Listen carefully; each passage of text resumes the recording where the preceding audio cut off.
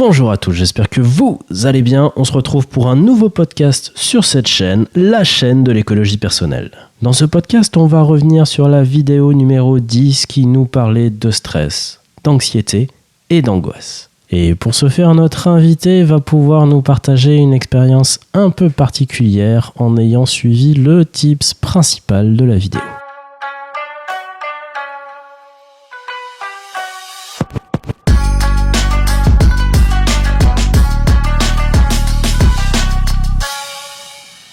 Et bonjour Pachi, comment vas-tu aujourd'hui ? Bonjour, je vais très bien. Je suis content d'enregistrer ce podcast avec toi. Avec ce nouveau matériel. Oui. Magnifique. On a des voix tellement suaves. Un vrai plaisir. Ouais. Alors, donc toi, aujourd'hui, tu as travaillé, ces dernières semaines, tu as travaillé sur ton stress, ton anxiété et tes angoisses. Ouais. Est-ce que tu as bien mis en place tes petits tips ? Bon, j'ai eu du mal un peu parce qu'en vrai, je suis pas trop sujet à ce genre d'émotions, donc non, pas du tout. Je dirais que plus que le bien mettre en place, j'ai pris ce qui avait l'air de marcher, ce qui me parlait le plus dans chaque tips. Et j'en parlerai peut-être plus après, mais notamment la notion d'enthousiasme, qui, en tout cas chez moi, est l'air d'être ce qui marche le mieux pour aller au-delà de cette émotion-là, d'anxiété. Enfin, pas émotion, état interne du coup, d'après la vidéo. Oui. Et, c'est pas qu'une émotion, il y a des voilà. schémas de pensée qui vont avec, du coup c'est plus un état interne. Ouais. Du coup, oui, je dirais que je l'ai bien mis en place. En tout cas pour moi. Ok, cool. Moi qui ai pas mal travaillé sur justement ma motivation, notamment parce que j'avais plus de problèmes de procrastination avant. L'enthousiasme, au final, j'ai l'impression que ça marche mieux que toutes les choses que j'ai pu mettre en place avant. Cool. Mais au moins, il y a un truc du coup qui a avancé, quoi. Ah oui, plus qu'un truc, oui. Ok. Alors, est-ce que tu veux discuter de tous les tips en même temps et en général de manière assez brouillonne, ou tu préfères parler du stress, puis de l'anxiété, puis de l'angoisse ? On va dire, j'aurais plus de choses à dire sur l'anxiété. Ok. C'est quelque chose qui est plus, parmi les trois, qui est plus prédominant chez moi. Et je pense qu'il y a et ces derniers temps, j'ai pas eu de crise d'angoisse. Ok. Donc j'ai pas pu travailler ça pendant cette période de 3 semaines. Merde, alors, putain, t'aurais pu faire une petite crise d'angoisse. Ouais, je sais, j'ai hésité.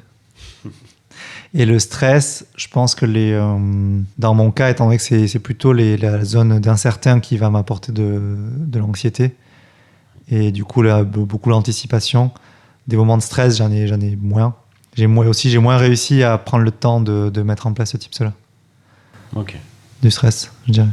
Je trouve que c'est aussi moins évident parce que mettre en place un tips face au stress, il faut déjà, pendant ton stress, avoir la lucidité de te dire là je stresse, il faut que je mette quelque chose en place. Du coup, je trouve que c'est moins évident que l'angoisse, surtout que l'anxiété, quoi. Ouais, je pense que ça viendra dans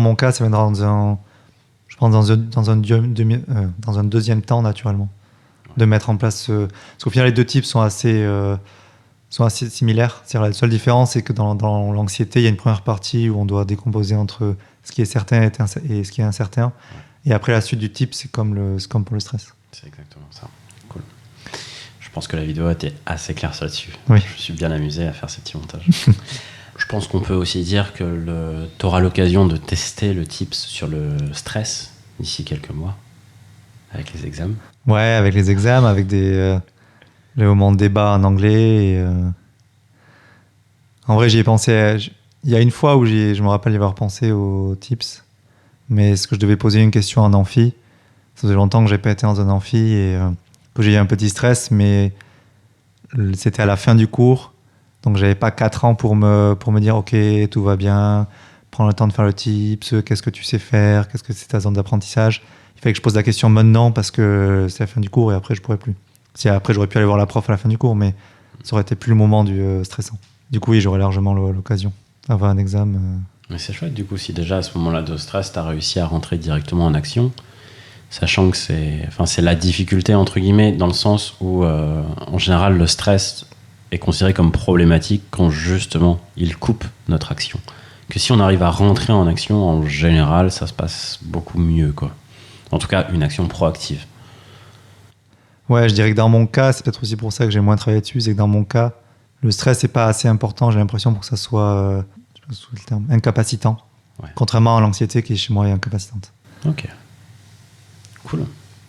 Du coup, tu as bien ciblé sur l'anxiété. Est-ce que tu veux nous parler un petit peu plus des moments et de comment tu as mis en place ton TIPS ?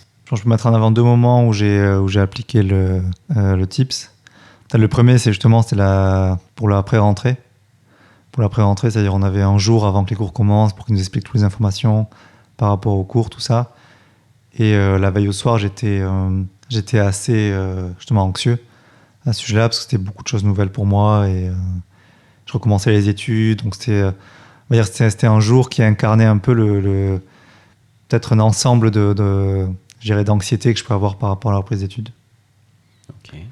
Et le fait d'avoir pu découper entre ce qui est certain et ce qui est incertain, ça a permis de réduire justement le stress que l'anxiété que je ressentais à ce moment-là. Parce que tout de suite, le sorte de flou artistique qui me faisait peur à ce moment-là s'est retrouvé plus précis et était tout d'un coup moins effrayant. Ok. Donc ça m'a permis de mieux dormir par la suite. Et puis, je pense aussi d'identifier que parmi les sources de stress, c'était le fait d'arriver à l'heure. Et du coup, de prendre des dispositions par rapport au fait d'être sûr d'arriver à l'heure. Donc là, c'était on va dire, c'est un élément qui faisait partie peut-être je sais pas trop comment le qualifier, ça à la fois du certain et de l'incertain. Parce qu'effectivement, il peut y avoir une part d'incertain où les lignes de tram, où on peut avoir des problèmes. Mais globalement, si on a regardé un itinéraire, il y a toujours les bus arrivent à l'heure et puis j'aurais été largement à l'heure. Ouais. Là, effectivement, à ce moment-là, ça faisait plus partie de l'incertain pour moi et donc de fait de prendre plus d'avance, effectivement, peut-être d'arriver une demi-heure à l'avance. Ça fait. Aujourd'hui, je me dirais peut-être que c'était un peu trop, mais en tout cas, à l'époque, c'est ce dont j'avais besoin pour me sentir mieux. T'as eu besoin de passer presque par un opposé avant de réussir à trouver un équilibre. Mais aujourd'hui, tu es plus dans l'équilibre ou tu es encore dans cette avance un petit peu démesurée ? Non, je suis encore en avance démesurée. Okay. Mais en tout cas, on va dire aujourd'hui, c'est quelque chose que je prends pour calmer ou en tout cas pour être moins anxieux sur ce sujet-là. Et soit je pense c'est avec l'habitude d'être toujours à l'heure ou toujours en avance plutôt. C'est là où ça viendra naturellement et je me dirais ok, je peux me permettre d'arriver plus tard. Ouais. Une fois que tu auras réussi à bien stabiliser le fait d'être rassuré là-dessus, tu arriveras à prendre des habitudes un petit peu plus adaptées entre guillemets. Ouais.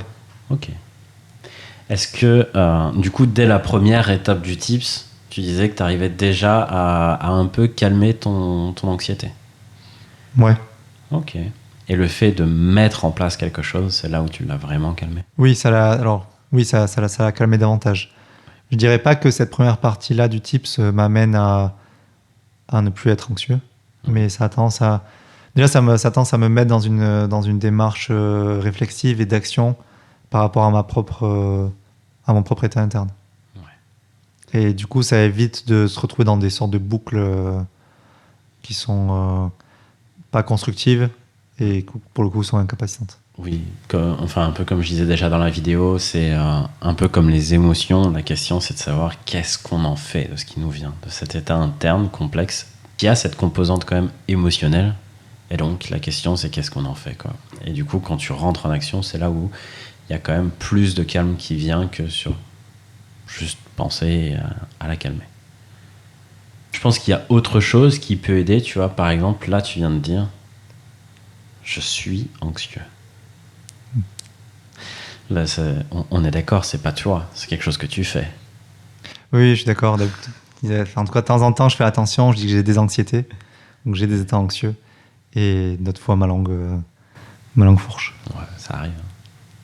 Ça arrive à tout le monde, même au meilleur. Ouais.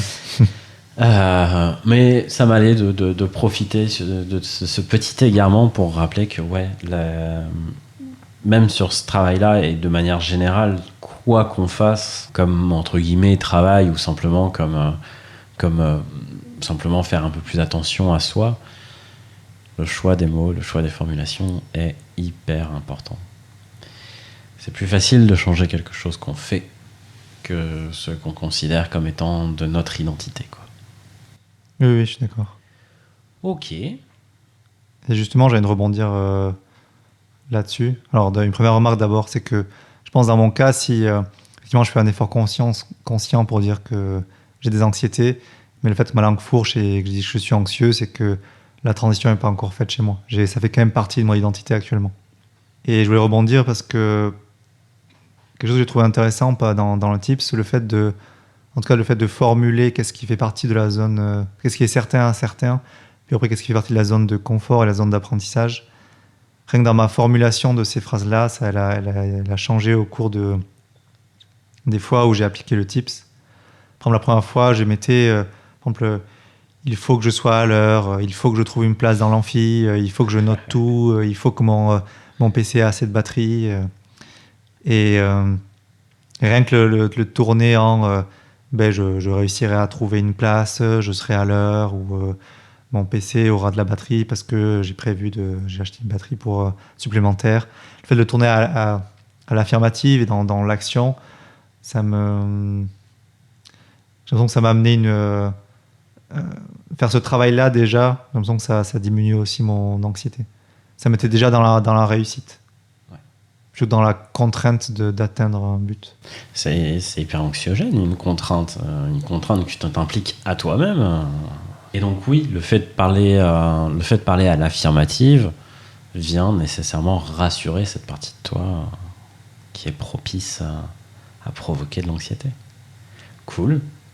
Et d'autant plus, maintenant je fais le lien, mais le fait de le tourner à l'affirmative et comme une action que je ferais, ça fait que c'est plus facile dans la dernière partie du tips d'amener de l'enthousiasme.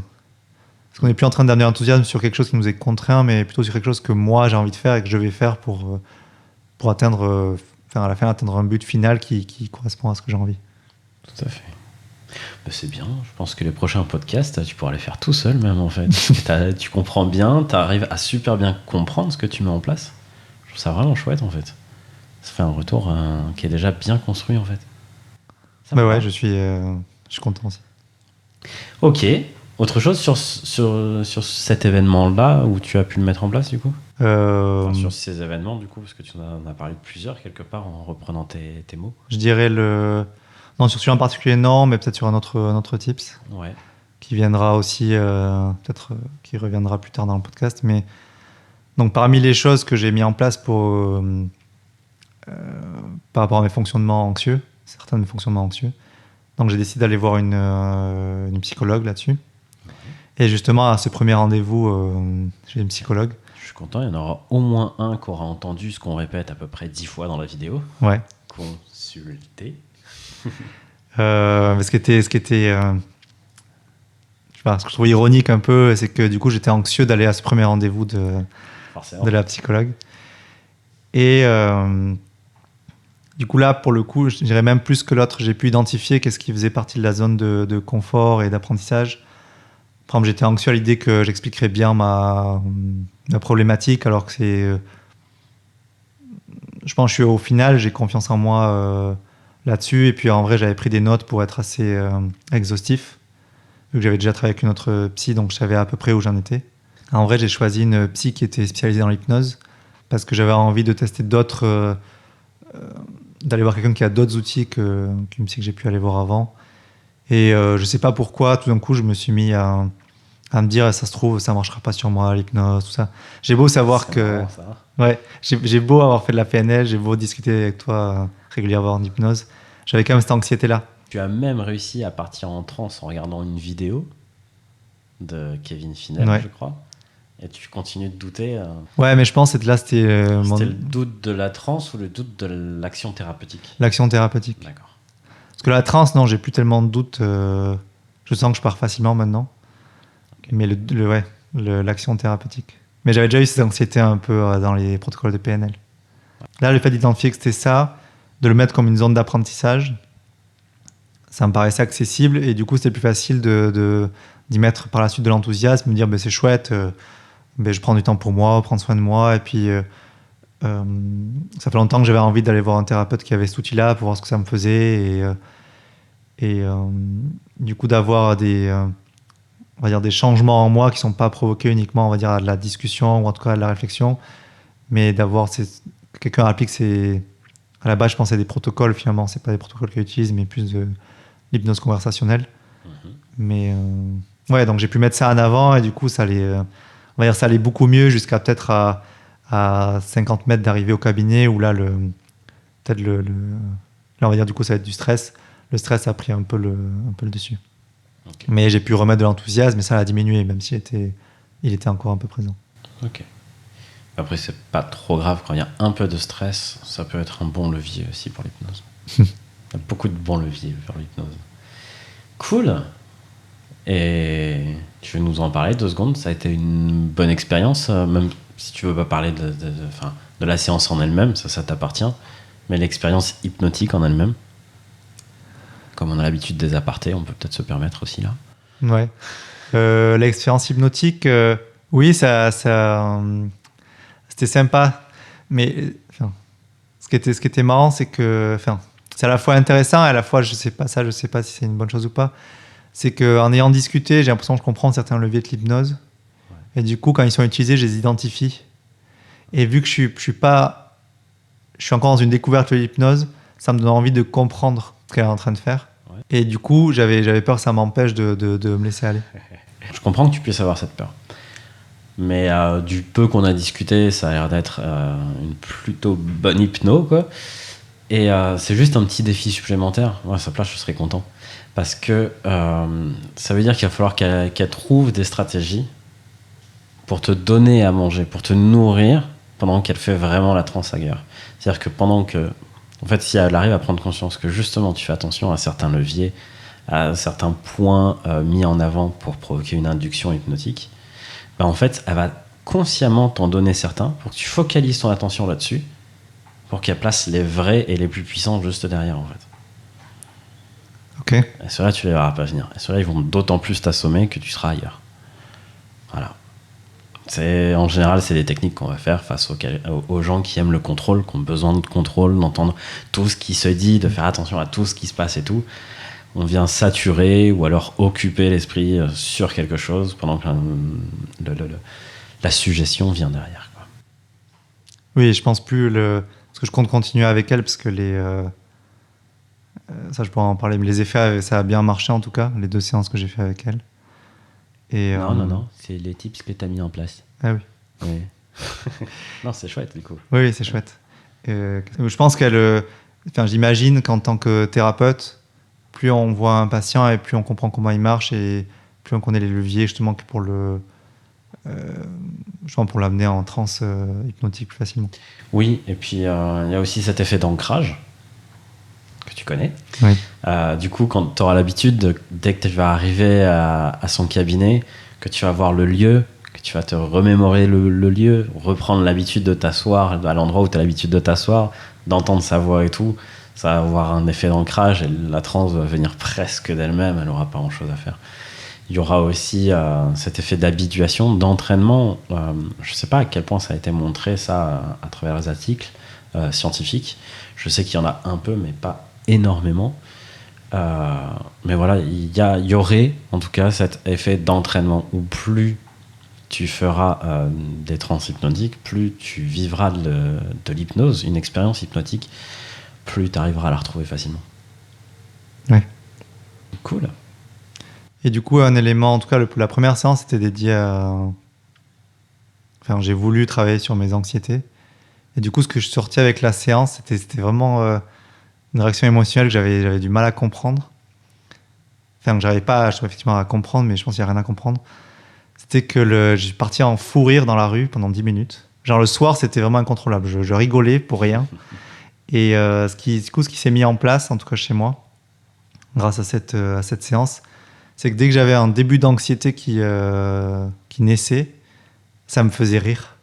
Je partais je riais assez fort, et comme si on avait fait une très bonne blague, en tout cas selon mon point de vue. Et ça fait que ça coupait net cette montée d'anxiété, et ça me permettait d'avoir des pensées qui étaient différentes. Où j'avais du coup des pensées où je réfléchissais à mes peurs avec ironie. Ouais. Et ça dédramatisait.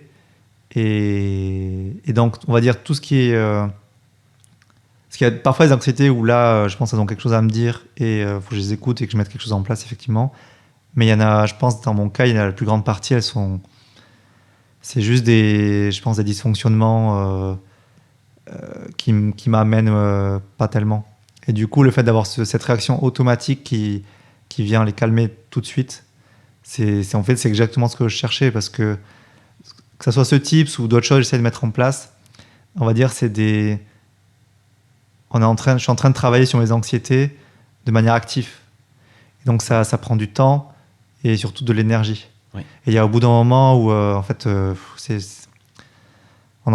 juste fatigant. Ça fait que ça prend une place, même si en travaillant dessus, ça prend une place énorme. Ça reste fatigant. Et là, le fait d'avoir on va dire, un mécanisme automatique qui me coûte rien et même qui m'amène de l'énergie et qui me fait du bien à la santé, même, c'était vraiment c'est ce que je cherchais sans savoir que c'était possible. Mais oui, de manière générale, ça paraît évident que c'est plus facile de couper un état anxieux, comme tu disais, quand il commence à s'installer que quand il est déjà là. Surtout que le travail du type, ce n'est pas de couper cet état, mais de travailler sur cet état. Donc il faut qu'il soit déjà là. Du coup, les deux combinés, ça doit être quand même pas mal, quoi. C'est-à-dire que si tu arrives à éviter qu'il s'installe, top, t'as gagné. Et si malgré tout il s'installe, t'as quand même quelque chose à mettre en place. Oui. Chouette. Donc ça, c'était la première séance. Je sais pas si tu voulais en dire plus ou pas. Ça, c'est la première séance. Non, pas tellement. Ouais, ok. Et de toute façon, la deuxième, on travaillait un peu sur justement l'anxiété liée au fait d'arriver à l'heure. Okay. Mais on a travaillé sur d'autres choses qui ont pas à voir avec l'anxiété. Ok. Cool. Donc, je pense que tu es assez en accord avec ce qu'on a répété plein de fois pendant l'épisode et qu'on va apparemment encore répéter ici. C'est quand même mieux quand on consulte. Oui. Dans mon cas, en plus, ça fait un moment que j'avais envie de recommencer. Et surtout que aller voir quelqu'un qui a dans mon cas, c'est trouver avoir des outils qui à moi me parlent et qui ont l'air de marcher. C'est un gain de temps et d'énergie fou, en fait. Ouais. Quand on a comme ça quelque chose dans mon cas, qui me pesait pendant des mois, voire des années. En vrai, je suis content aujourd'hui d'aller voir un psy, m'occuper de ça. Et si je devais, moi, me donner un conseil il y a 10 ans, j'étais pas du tout qui j'étais aujourd'hui. Mais je dirais, va voir un psy là-dessus. Ouais. J'ai été voir pour d'autres choses, pas pour ça. Et en fait, c'est sous les anxiétés, je comprends pour certaines personnes, et en tout cas, moi, ça a été le cas, ça peut prendre une place assez importante dans la vie de quelqu'un. Ouais. Cool. Autre chose vis-à-vis du tips, pour revenir un petit peu sur notre sujet principal? Ouais, je dirais que j'ai... Même si, évidemment, il faut consulter. Une autre fois où j'ai dû aussi appliquer le tips, mais c'est plus le résultat, ce que j'ai fait à la toute fin qui je trouve intéressant. Ouais. Je voulais changer de thérapeute, mais du coup de kinésithérapeute, parce que la personne qui me suivait me convenait pas, et du coup, je devais aller récupérer l'ordonnance du coup chez le kiné. Et du coup, l'idée même d'aller là-bas, de me retrouver en face de la kiné et de dire en fait, j'ai envie d'arrêter avec vous. C'était une situation dans laquelle je trouvais de l'anxiété. Et donc j'ai pu identifier que c'est ça qui m'a amené de l'anxiété grâce je me rappelle plus si c'était en partie grâce à la première étape du tips, de découper en sous-petites choses qu'on sait faire, ou qui font partie de la zone de confort ou d'apprentissage, ou si ça vient naturellement maintenant. Okay. Mais parce que aussi généralement j'arrive la plupart du temps à bien identifier qu'est-ce qui m'amène de l'anxiété. Ouais. Et là, la solution, ça a été... ça n'a pas été de l'enthousiasme. Là, la solution, ça a été de chercher une autre émotion qui me permettrait de faire ça. Ouais. Et du coup, là, pour le coup, ça a été la colère chez moi qui m'a aidé à rentrer dans l'action et à aller chercher cette ordonnance.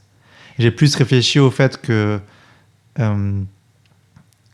pour moi, la manière dont j'ai été suivi dans cette... pour moi, qui est en partie une thérapie, c'est une thérapie physique, n'était pas adaptée, et que la thérapeute avait manqué justement de connaissances psychologiques ou c'est plus occupé du physique et pas assez de l'état mental et émotionnel.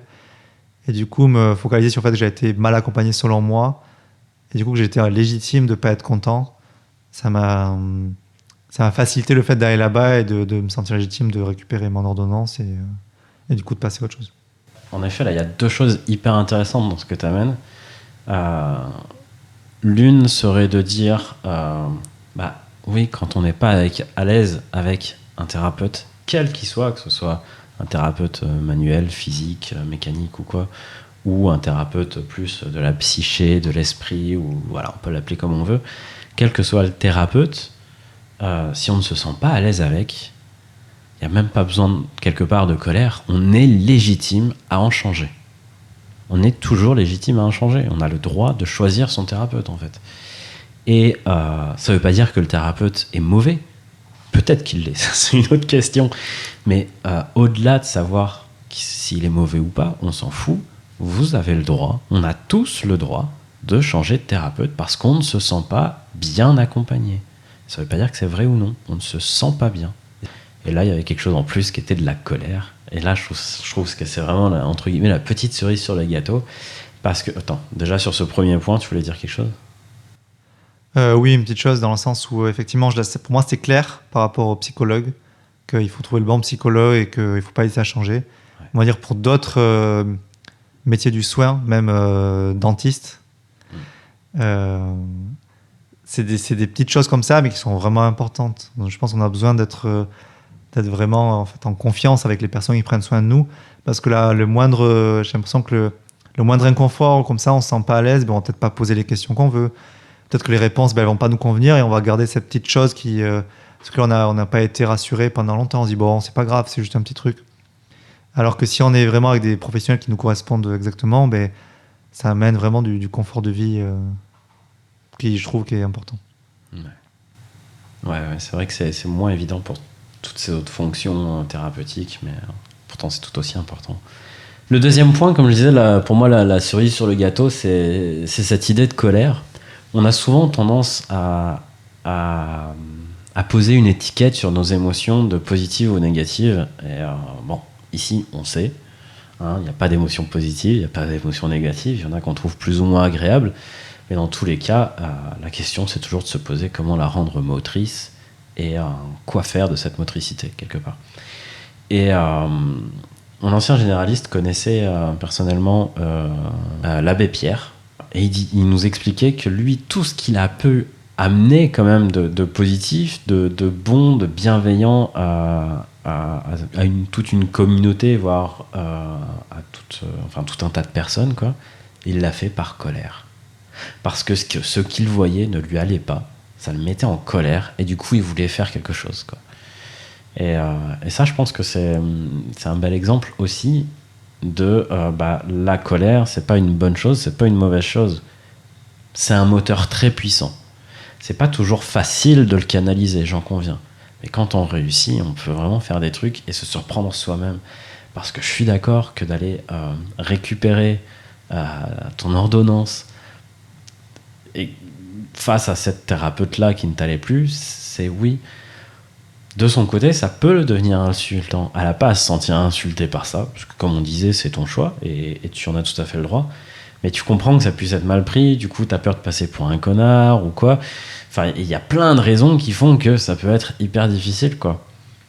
Et pourtant, tu as réussi à le faire, grâce à cette colère, en partie. Je trouve ça chouette. Ouais, surtout que je pense que la colère, c'est pas une émotion à laquelle je suis encore à l'aise chez moi. Donc là, le fait qu'elle, que ce soit une amie à ce moment-là, c'était, je pense, une bonne expérience au-delà de ce que ça m'a permis de faire. Et effectivement, la colère, je pense, c'est une émotion qui est peut-être plus difficile qu'une autre. Enfin, effectivement, ça dépend des gens, mais dans mon cas, je sais pas, justement, j'ai envie de dire les termes dompté ou comme ça, parce que c'est une émotion par laquelle je peux être envahi.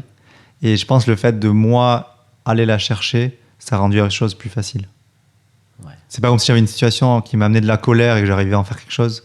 C'est que j'avais besoin de cette colère-là, donc j'étais la chercher. Donc c'est dans ce moment-là, pour moi, c'est plus facile encore une fois que ça soit une alliée. Ouais.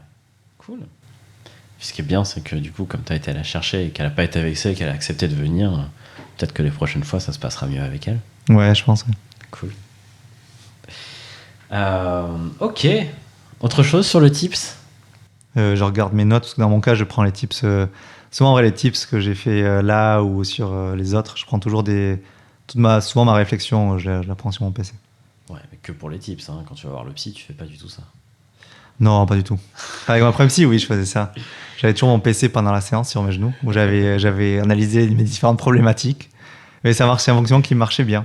Mais aujourd'hui, avec la nouvelle, je suis content de pas faire ça. Je suis beaucoup moins dans l'analyse et plus je vis les choses et je change émotionnellement. J'ai des changements émotionnels en tout cas qui s'opèrent en moi que je comprends pas et ça me va. Et je pense que ça va bien avec le lâcher prise dont il y a besoin dans l'anxiété par rapport à tout ce qui est inconnu. Ouais. Parce que plus on y réfléchit, plus on essaie de contrôler, plus on analyse. Et moins ça marche. Il faut juste lâcher prise. Et du coup, le fait d'avoir aussi une démarche de lâcher prise pendant la séance, au-delà de ça, je pense que ça participe à ce que ça marche mieux. Ouais, il y a tout un tas de composantes qui se mettent en place et qui te permettent peu à peu de lâcher cette anxiété et de lui redonner sa liberté et qu'elle aille voir un peu ailleurs, quoi. C'est cool. Ouais. C'est toujours intéressant cette notion de lâcher prise qui est très souvent discutée et surtout en hypnose en fait. En hypnose, on parle très souvent de lâcher prise. Souvent d'ailleurs, ce ne sont pas les hypnothérapeutes qui parlent du lâcher prise, ce sont plutôt les clients, les patients.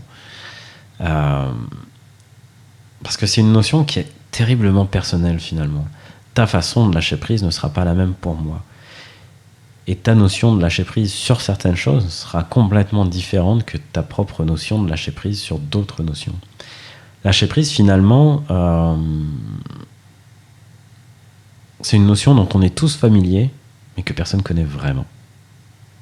Je pense qu'on ne saurait pas bien la définir de manière générale. On trouvera toujours des cas où il y a un lâcher prise, mais qui ne rentre pas du tout dans la définition qu'on pourrait en donner. Et du coup, je trouve ça hyper intéressant de continuer d'utiliser un terme que finalement, on n'est même pas sûr de bien comprendre. Oui, je suis d'accord. D'ailleurs, quand on dit à quelqu'un, en gros, lâche prise ou généralement ça marche pas. Enfin, je sais pas, j'ai cette idée que ça marche pas. Ah ouais, ça non plus. T'as dit quoi? C'est un peu comme le dors. Ah. Ou alors, celui que j'aime bien, c'est le soyez spontané. Peut-être un dernier élément que j'ai envie de, je sais pas, faire une transition, je pense, pour cette notion d'enthousiasme. Je pense que c'est ce que je ressors le plus au final de cette expérience de 3 semaines. Et pour faire écho à d'autres vidéos que tu as fait, le matin, par exemple, j'ai mis en place un rituel où au début, je m'étais dit, à la fin du rituel, j'ai envie de me sentir prêt à accueillir la journée, me sentir bien, mais sans avoir défini plus que ça.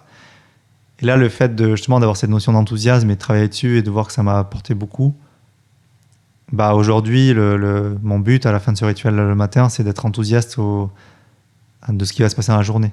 Ouais. Effectivement, à la toute fin, depuis quelques jours, là, enfin même une semaine, je réfléchis à des points particuliers de la journée que j'ai envie de mettre en avant et sur lesquels j'ai envie d'être enthousiaste. Et du coup, dans mon cas, le fait d'avoir ces points précis sur lesquels je me dis ah ouais, chouette, cette journée va être bien parce qu'il y a ça, ça, ça. Ça fait que je sors de là avec une bonne énergie. Même si au début, quand je suis fatigué, que j'ai pas trop envie de faire le rituel, je commence à le faire là plus comme une routine, effectivement. Et après, je rentre dans un rituel. Et ça fait que ça change complètement mon état interne entre le moment où je me lève et comment je sors de ce rituel-là. Chouette. Et ça te permet d'avoir une disponibilité émotionnelle qui est complètement différente, qui fait que quand bien même tu as du stress, ou de l'anxiété, ou des émotions que tu estimes comme désagréables, étant donné que tu as cette disponibilité émotionnelle, tu peux aussi... y a une espèce de souplesse qui vient avec, qui te permet aussi de changer plus facilement et de revenir à une émotion plus agréable, en tout cas. En tout cas, là, pour le coup, c'est vraiment du ressenti. Je sais pas si toi aussi, ça te donne cette impression d'avoir plus de souplesse dans ta journée vis-à-vis de tes émotions. Je sais pas, je saurais pas dire si j'ai réussi à analyser ça. Je sais que je me sens mieux ces derniers temps, mais vu qu'il y a beaucoup de choses qui sont mises en place, j'ai peut-être du mal à identifier qu'est-ce qui apporte quoi. Mais je suis d'accord que, maintenant que tu dis ça, cette disponibilité émotionnelle, dans mon cas, le fait d'avoir réfléchi à qu'est-ce qui allait m'enthousiasmer dans la journée, ça fait que c'est plus facile d'y faire appel au moment où peut-être cette même chose pourrait m'amener de l'anxiété. Le fait que le matin même, j'ai ressenti de l'enthousiasme par rapport à ce même événement. Quand c'est plus proche, c'est entre guillemets un petit peu pareil que les souvenirs, quoi. Si je te demande ce que tu as mangé ce midi, ça va être plus facile de t'en rappeler que si je te demande ce que tu as mangé il y a une semaine, jour pour jour, quoi. Et il y a un côté un petit peu comme ça dans les émotions, c'est que si tu essaies de te reconnecter à une émotion que tu as eue dans la journée par rapport à une émotion que tu n'as pas eue depuis plusieurs jours, ça va forcément être plus facile de t'y reconnecter. Ouais. Et ça me rappelle, je m'en ai discuté un peu de l'enthousiasme avant ce podcast-là. Ouais.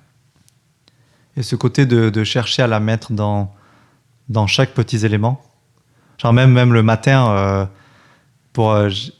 dans mon rituel, j'essaye vraiment pour chaque élément, genre le moment où je vais faire mon petit yoga pour réveiller mon corps, comme ça. Je vais y mettre... je dis ok, je fais ça pour réveiller mon corps, ça me permettra d'être plus disponible pour la journée. Et je cherche à me sentir enthousiaste de faire ça. Et globalement, donc chaque petite chose comme ça, et du coup même... je crois que tu en avais parlé pour les ancrages, même pour la vaisselle par exemple. Quand j'ai vraiment la flemme, et du coup que là, effectivement, mes temps de procrastination pourraient ressurgir, le fait de me dire, ouais, ça va être chouette, je vais prendre soin de ma maison, et du coup, de la vaisselle, donc de l'appart, et du coup, donc de moi. Et du coup, dire, là, c'est chouette, je suis en train de prendre soin de moi. Et de changer cette émotion-là, et du coup, d'y amener du plaisir, et je prends de l'enthousiasme encore. Et de faire ça un peu partout, ça devient aussi plus facile de le faire justement dans le reste où c'était moins évident. Ouais. Et du coup, donc à la fois c'est plus facile et à la fois je pense à faire ça là où avant j'aurais jamais pensé à faire ça. Chouette. Mais ouais, c'est vrai, ça fait presque penser à de l'entraînement en fait. Comme si tu t'entraînais à avoir de l'enthousiasme pour des petits trucs, te permet d'avoir de l'enthousiasme pour des plus gros trucs. Tu pousses un petit peu de fonte, il y a un moment c'est plus facile pour en pousser plus, quoi. C'est assez curieux. Il n'y a pas... je pense que ça serait intéressant de voir s'il y a des études là-dessus, en vrai. S'il y a un espèce de phénomène qui peut s'assimiler à de l'entraînement d'un point de vue émotif, quoi, émotionnel. Ok. Je pense qu'aussi, l'air de rien, dans ton exemple, tu as apporté un petit truc en plus. Dans les choses que tu fais, que tu mets en place, tu y mets non seulement de l'enthousiasme, mais aussi cette notion d'intention. En fait, comme tu dis, tu fais pas du yoga le matin pour faire du yoga. C'est pendant que tu fais ton yoga, tu te dis, ça va réveiller mon corps. Ça va me permettre de commencer à accueillir la journée, de me mettre en condition pour cette journée.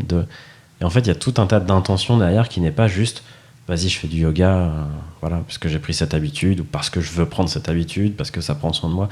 C'est pas si simple, entre guillemets. Il y a une pensée, sans qu'elle soit compliquée, qui est quand même un peu plus complexe. Et du coup plus riche en termes d'intention et du coup peut-être plus agréable aussi, quoi. Oui, effectivement, en vrai dans ce rituel du matin que je un peu long, j'aurais dû être un peu plus d'une demi-heure. Okay.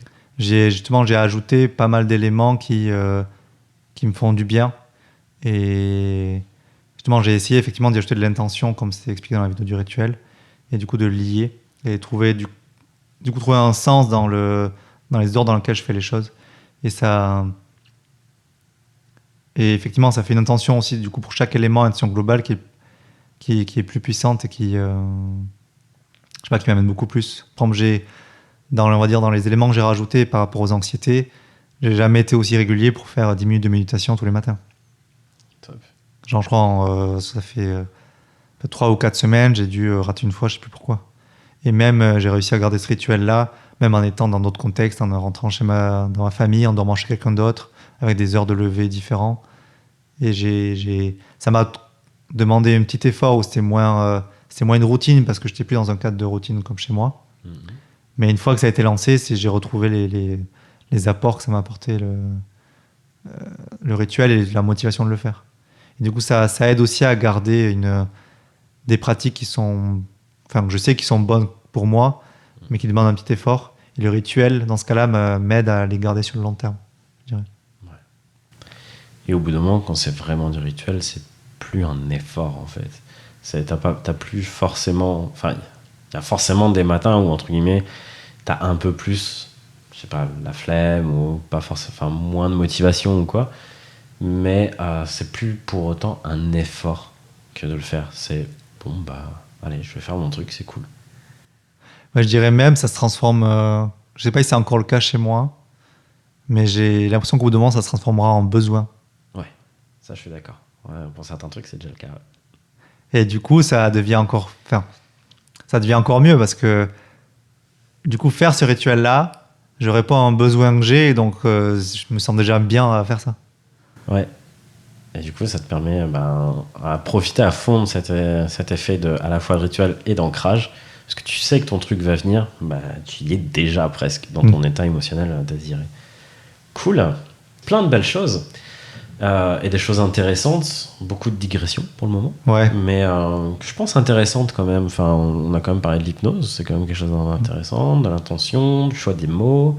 De l'enthousiasme qui va pas directement sur le truc mais qui en fait partie quoi, enfin sur le tips. Cool. Autre chose à apporter sur le tips en lui-même? Non, sur le tips en lui-même, j'ai juste envie de faire une petite digression, mais supplémentaire. Ouais, mais légère. Pour ça, c'est cool. C'est que dans le rituel, je suis content, j'ai remis l'exercice du miroir que je faisais dans le précédent podcast. Je l'ai gardé lui comme touche finale. Ok. Et voilà, c'était juste une petite. Avec l'audio ou sans l'audio du coup? Non, l'audio, j'ai plus besoin. Ça prend beaucoup moins de temps, ça prend genre 10 secondes ou 15 secondes maintenant. Ouais, ça c'est cool. Quand tu le fais suffisamment, que tu le connais suffisamment, que tu as réussi à te faire plus ou moins un ancrage autour, ça te prend plus beaucoup de temps et il garde son efficacité. Oui, et puis ce qui change aussi par rapport à avant, c'est que je rentre déjà dedans, vu que c'est la fin du rituel, avec une énergie et une disposition à avoir une bonne image de moi. Une bonne disposition à avoir une bonne image de moi. Et tu te kiffes quand tu te regardes comme ça? Ouais, je dis même que je m'aime. Wow. Attends, ça c'est un pas d'avant. C'est chouette ça.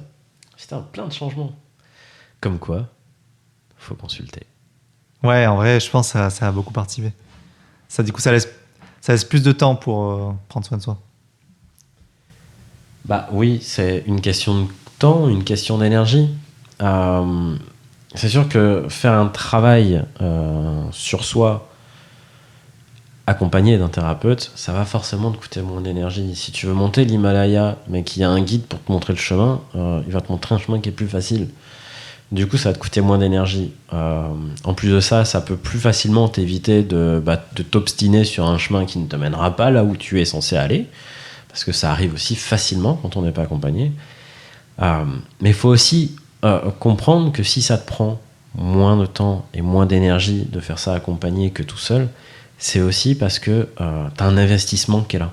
Si tu n'avais pas d'investissement, ça ne te coûterait pas moins d'énergie et ça ne serait pas plus efficace. L'investissement que tu peux avoir dans le fait d'aller mieux, dans le fait de te rapprocher de tes objectifs et tout, est très important. Et au-delà de cet investissement, ton implication, en fait. À quel point tu te sens impliqué dans ce qui se passe et qu'est-ce que tu fais pour y arriver? Finalement, tu fais toutes ces choses-là et c'est pas mal, quoi. Donc, il y a ta thérapeute et toi. Cool. Ouais. Tu veux passer aux questions ou... Non, je dirais un petit mot quand même sur le tips audio. Ouais. Par rapport aux angoisses. J'ai pas été sujet à des angoisses pendant ces 3 semaines. Parce que ça allait mieux, ma vie était plus stable, et puis j'ai mis plein de choses en place qui font que je vais beaucoup mieux de manière générale. Je l'ai quand même écouté une fois, parce que ça m'a fait du bien en fait. J'en ai profité pour faire un ancrage sur la sérénité que j'ai été chercher pendant cette méditation guidée. Et en vrai, c'est un moment agréable, et je pense que si un moment je me relève la nuit en étant stressé, parce que ça m'arrive pendant ces 3 semaines-là, et j'ai hésité à écouter cet audio-là, je pense que la prochaine fois, je l'écouterai. Ouais. Effectivement, ça prend un peu de temps, ça prend 15 minutes, mais je pense que ça vaut largement le coup. Même si je suis pas dans un état, on va dire, d'angoisse, le fait d'avoir un truc comme ça qui permet de se calmer et revenir à un état plus propice, par exemple, à l'endormissement, c'est tout bénef plutôt que de rester dans son lit, tourner viré et pas réussir à s'endormir. Ouais. Et puis c'est là aussi, tu vois, ça prend 15 minutes au début, et tant que tu as besoin de cet audio, au bout d'un moment, quand tu sauras faire ce chemin, si tu l'écoutes plein de fois, tu sauras faire le même chemin, tu le connaîtras tellement par cœur que tu le feras tout seul, beaucoup plus rapidement, voire même beaucoup plus efficacement, Parce que tu pourras y rajouter toi-même des éléments et à arranger ton chemin en fonction de toi, de tes envies, de ton imagination, de tes capacités, etc. Et du coup, tu iras plus loin, plus rapidement, plus efficacement, tu iras chercher des trucs plus profonds, même peut-être, en moins de temps. Oui, je suis d'accord. Ça a été le cas déjà avec l'exercice avec le miroir, donc ça le sera aussi avec ça. Cool. C'est vrai qu'on n'en avait pas parlé jusque-là, mais ouais, c'est un petit truc quand même. Des questions. Est-ce que tu as des questions ? Est-ce que je commence avec des questions qu'on m'a données ou avec tes questions ? Je peux commencer à certaines de mes questions parce qu'au final, on a répondu à certaines. Ok, vas-y. Je pense qu'à un moment, j'ai eu du mal à faire le passage entre stress et anxiété. C'était pas clair pour moi. Notamment parce que j'ai l'impression que pour moi, à ce moment-là, le stress, c'était quand tu es vraiment dans la situation présente, mais genre au moment où je pose ma question dans l'amphi et que j'ai pas le temps et du coup, j'avais du mal à voir comment appliquer le tips à ce moment-là. Mais effectivement, pour les exemples, c'est un exemple qui marche mieux, mais le fait d'être en train d'attendre dans la salle avant de s'installer en train d'attendre dans le couloir avant de s'installer dans la salle pour faire l'examen, tu m'as dit que tu mettrais ça plutôt dans le stress et pour le fait de la veille d'être en train de stresser pour le lendemain, plutôt de l'anxiété. Ouais, de manière générale, je pense que si tu découpes un peu tes événements de la même manière qu'on peut le faire pour un théâtre ou pour des films ou des bouquins, si c'est dans la même scène, dans ce cas-là, c'est du stress. Ta scène d'examen, enfin, la scène qui se passe juste avant ton examen et la scène examen en entière, c'est un peu la même scène. Du coup, ça va être... en tout cas, dans le cas de ce type-là, dans le cadre de ce type-là, on va le considérer comme du stress. Pardon. Si tu parles de la nuit d'avant, t'as cet état-là qui te vient en pensant à l'examen qui est demain, là, c'est pas la même scène. C'est bien deux scènes séparées. Du coup, ça va être de l'anxiété, pas du stress. Cette notion de scène que tu peux retrouver dans les jeux de rôle d'ailleurs, elle est hyper intéressante en vrai à soi quand tu réfléchis dans ta journée. Essaie de réfléchir tes journées en termes de scène. Ça te fait voir les choses de manière assez différente, ça te fait prendre une nouvelle perception qui, je sais pas à quel point ça peut être thérapeutique ou non, mais je trouve que c'est une position et un exercice de pensée qui parfois est assez rigolo à faire et qui t'amène parfois à une perception différente de ce qui est en train de se passer, de ce que tu es en train de vivre en fait, en te demandant là, je suis dans quelle scène de ma journée. Et prendre une nouvelle perception, c'est toujours intéressant, je trouve. J'y verrais même un deuxième truc supplémentaire, en tout cas pour moi, que ça pourrait m'apporter de faire ça, je pense. C'est que de bien identifier la scène dans laquelle on est, je pense que ça m'aiderait aussi à être plus présent dans la scène. Et du coup, de faire la part des choses de qu'est-ce qui appartient à cette scène-là, qu'est-ce qui appartient à ce moment-là, et qu'est-ce qui n'y appartient pas. Et éviter de tout mélanger, ce qui peut arriver quand on est, je pense, dans ses pensées, ou justement avec l'anxiété anticipatoire. On va avoir des moments présents qui sont pris par des choses même qui arrivent dans une semaine. Le fait de réfléchir en termes de scène, je pense que ça peut rajouter un élément pour être pleinement ici. Ouais. Cool. Une autre question peut-être ? Ouais, j'avais du mal à voir comment ce que tout le monde appelle, peut-être sans vraiment exactement comprendre ce que c'est. En tout cas, moi, je suis pas sûr de bien comprendre exactement ce que c'est, mais l'anxiété sociale. Anxiété sociale. Comment ça pouvait rentrer en tout cas dans le paradigme que tu as utilisé pour décrire le En fait, stress. c'est ça le truc, c'est que c'est deux paradigmes différents. Si tu veux rester dans le même paradigme que celui du TIPS, on va pas parler d'anxiété sociale, mais de phobie sociale, en fait. Et donc, dans un autre paradigme, oui, on peut considérer ça comme de l'anxiété sociale. C'est juste des termes différents pour parler d'une même chose, suivant si on se passe dans un cadre théorique ou dans un autre. Et du coup, oui, dans un autre cadre théorique, on va parler d'anxiété sociale, mais on ne travaillera pas l'anxiété de la même manière. Mais du coup, ce type-là, je pense, peut être adopté à l'anxiété sociale, mais c'est vrai que c'est pas, entre guillemets, le cas le plus adapté, quoi. Là, vaut mieux le travailler. Si on reste dans ces paradigmes-là, je pense qu'il vaut mieux travailler des problèmes de rapports sociaux comme une phobie, plutôt. Ok. Voilà, je sais pas si ça répond bien à ta question, ou si tu avais toi-même avancé sur cette question, ou si c'est ce que je t'avais déjà dit, parce que je crois qu'on en a un peu parlé déjà. Non, tu m'avais pas. Il me semble pas que tu m'aies répondu ça. Mais le fait que effectivement tu parles de phobie et peut-être que du coup, en tout cas au sens des tips qu'il y a là et du paradigme qui a été utilisé pour ces tips, le fait que ça s'applique pas, ça me va parce que je savais pas trop comment l'appliquer dans ces cas-là. Je trouve que c'est pas évident de bien l'appliquer dans ces cas-là. Après, je pense qu'un peu de la même manière, tu peux te demander est-ce que tu te fais des scénarios dans cette anxiété sociale, du coup, entre guillemets.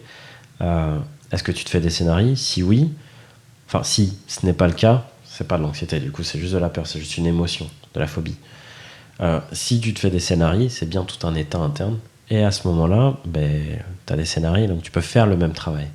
Il est plus fin à faire, mais tu peux faire le même travail. C'est pareil de ce que tu sais qui va arriver dans la relation. Vous allez vous dire bonjour, vous allez échanger, vous allez communiquer, vous allez avoir beaucoup de modes de communication différents, que ce soit dans la discussion en elle-même, que ce soit le non-verbal, que ce soit le verbal. Il va y avoir une discussion de contenu. Qu'est-ce que vous allez vous dire concrètement? Qu'est-ce qui va se jouer dans cet échange-là? Est-ce qu'il y a, par exemple, tous les trucs à la con du genre comment tu vas, blablabla. Il y a plein de banalités qui sortent, mais c'est pas le contenu là qui importe dans ce type de conversation, c'est la relation. C'est une conversation de relation, c'est une façon de se dire, est-ce qu'on continue à être sur la même longueur d'onde? Est-ce qu'on s'entend bien tous les deux? Oui, ok, cool, ça me va. Et après, on voit si on discute d'autres choses ou pas. Mais c'est une manière de jauger la relation. Et du coup, ça, c'est des trucs dont tu peux être sûr. Vous allez avoir des conversations, vous allez avoir des échanges. Ce dont tu ne peux pas être sûr, c'est comment ces échanges vont se passer. Ok? Qu'est-ce que tu peux amener comme souplesse dans ce que tu es sûr qui va arriver? C'est tout. Donc finalement, tu peux l'adopter. Il faut juste réussir à être un peu plus fin dans l'analyse. Je suis d'accord, c'est pas évident. Je pense que le fait de connaître un petit peu la systémie, tous les axiomes de la communication et tout, d'avoir lu pas mal dessus, m'aide beaucoup à faire ça un petit peu plus facilement. Mais je pense que c'est faisable, même si c'est pas le plus adapté. Oui, effectivement, là où moi, je voyais pas qu'est-ce que je pouvais dire et que tout faisait partie pratiquement de l'incertain. Dans la manière dont tu l'as exprimé et tu l'as détaillé, effectivement, je vois plus comment appliquer le tips maintenant. Ok. Mais ça me fait rebondir que dans ce cas-là, et en fait, dans la plupart des anxiétés, ce qui m'amène d'un état anxieux, c'est la partie incertaine. Et oui, bien sûr. Mais par définition, en fait, tu ne peux pas l'appréhender. Par définition de l'incertain, tu ne peux pas ce qu'il va y avoir. Du coup, tu peux pas faire un travail, entre guillemets, volontaire, réflexif dessus. Le seul travail que tu peux faire, ça va être plutôt sur ta réactivité émotionnelle, ça va être sur des schémas, entre guillemets, automatiques ou quoi. Ok. Pour ça, consulter. Et c'est cool, c'est ce que tu as fait. Oui, c'est justement la conclusion que je voulais avoir, c'est que dans ce cas-là, effectivement, le type, est pas adapté à cette partie-là, et effectivement, pour ça, j'ai eu besoin de consulter, et je suis content de l'avoir fait. Cool. En tout cas, il y a une autre chose sur laquelle on a un petit peu discuté avec quelqu'un qui connaît aussi un petit peu le sujet, et du coup, je voulais le dire là, parce que c'est vrai que on a pu voir ça, on sait ça, c'est un abus de langage que de parler de stress. De dire, là je stresse. C'est un abus de langage, et cette personne qui m'a un petit peu, entre guillemets, reprise a tout à fait raison, et je lui ai dit, oui, je sais, et elle savait que je savais. Simplement, c'était un choix d'accepter, entre guillemets, cette vulgarisation du mot pour aller un petit peu plus vite dans les vidéos qui sont déjà plus longues que ce que je voudrais. Le stress, en vérité, c'est quelque chose qui est constant, qu'on a toujours en nous, qui est là, qui correspond, en gros, on pourrait imaginer un graphique avec un certain nombre d'hormones qui correspondent aux hormones du stress, en gros, et en fait, il y en a un certain taux dans notre organisme. Et ce que nous, on appelle communément le stress, en vérité, c'est quand sur cette courbe-là, il y a des pics. Quand ça dépasse un certain seuil, là, on va dire on stresse. Mais c'est un abus de langage. Véritablement, c'est que ce stress est là et qu'il y a un pic dans notre stress. D'ailleurs, si on fait attention à certaines vidéos, je ne parle pas de stress, je parle de pic de stress.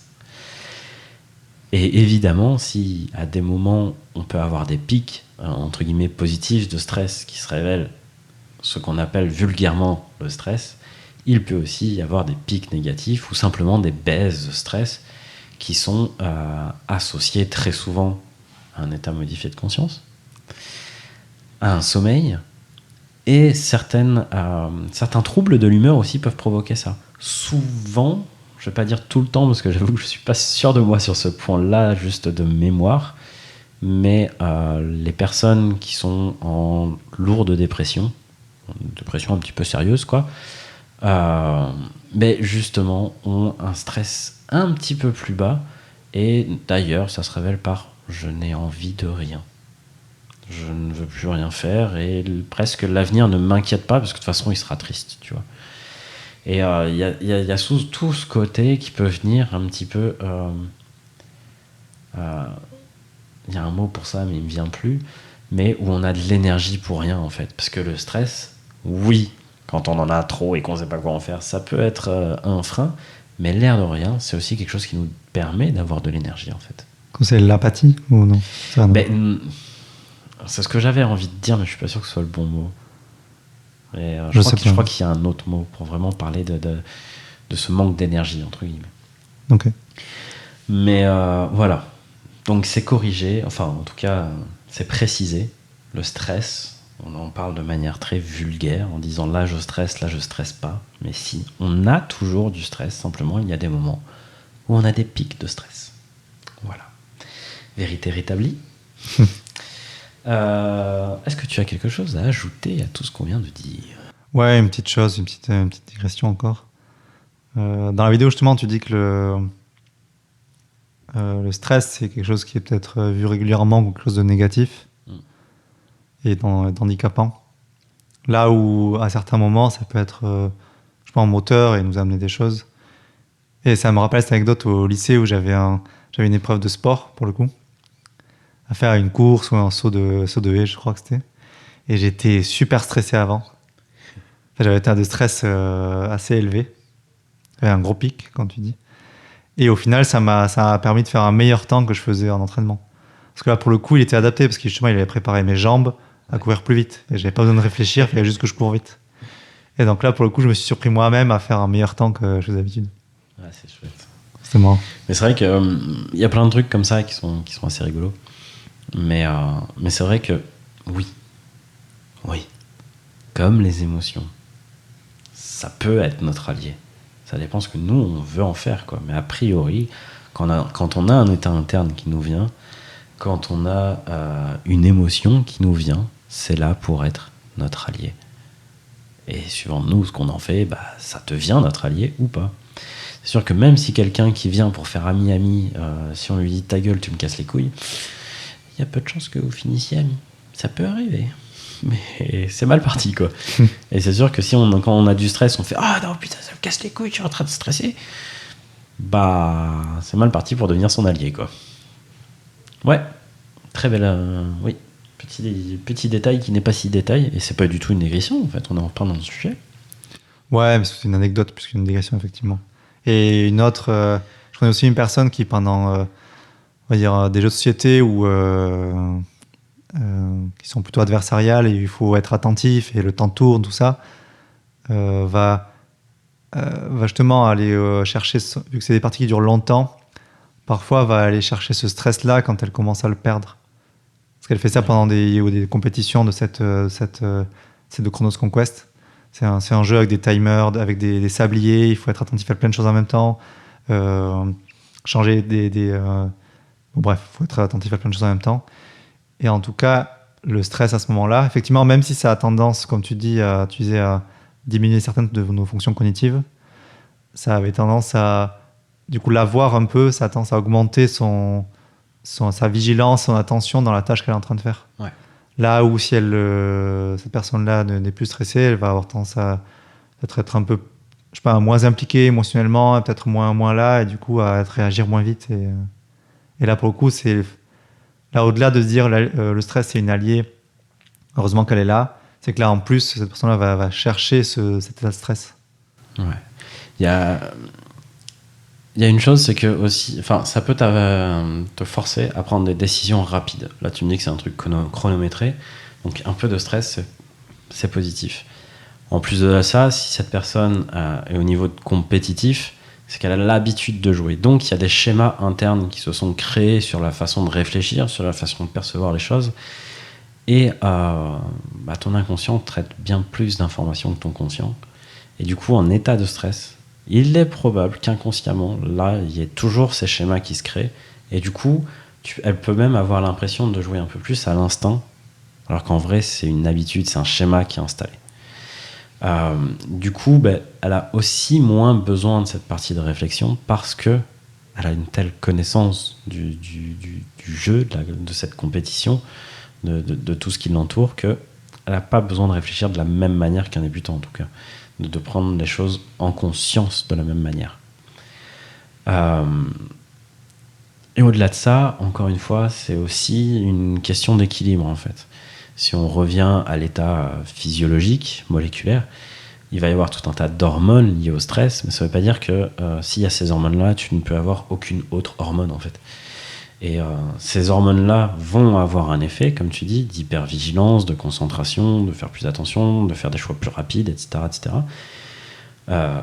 Et il y a d'autres hormones qui vont t'apprendre à avoir d'autres choses. Et en particulier, si tu arrives à trouver un équilibre entre toutes ces hormones-là et toutes les hormones de l'enthousiasme, là, t'as un beau duo gagnant, quoi. Cool. Autre chose sur Non, c'est tout. Ce sujet? Ok. Et elle a gagné? Cette fois-là, oui. Je crois. Cool. Parfait. Bon, pour moi c'est ok. Pachi, le mot de la fin. Bon, il est facile cette fois-ci. Allez. Enthousiasmez-vous. Cool. Merci de nous avoir écoutés. Merci d'avoir participé, Pachi. De rien, c'est toujours un plaisir et à chaque fois ça m'apporte quelque chose, donc je le fais aussi pour moi. Ok, on se retrouvera bientôt alors. Ouais, avec plaisir. Profitez bien de votre week-end. Merci à tous de nous avoir écoutés. Prenez soin de vous, devenez meilleur qu'hier et surtout, soyez écologique avec vous-même. Tchuss! Ciao!